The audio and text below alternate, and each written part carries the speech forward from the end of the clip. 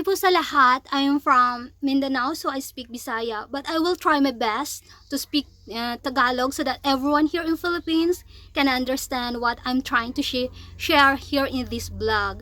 So yes po, pwede na po gamitin yung digital national ID if you want to apply for passport here in Philippines. If you are like me who don't have any valid IDs, uh, gusto ko pong kumuha ng passport pero wala po akong any valid IDs.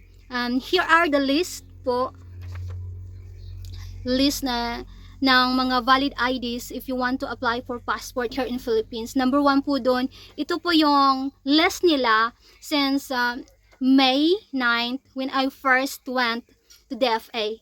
So yung nasa list po nila ay Social Security System or SSS card, and then Government Service Insurance System or GSIS card, and then Unified Multi-Purpose Identification or UMID card, and then L2 po, driver's license, everything po here in the list na valid pero wala po ako nito.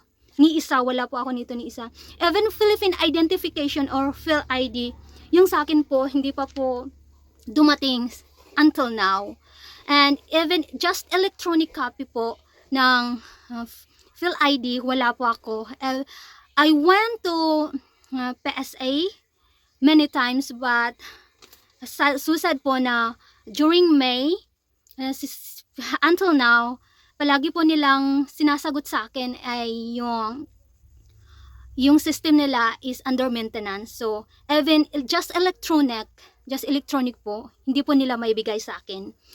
So, if you are like me na walang any valid IDs here,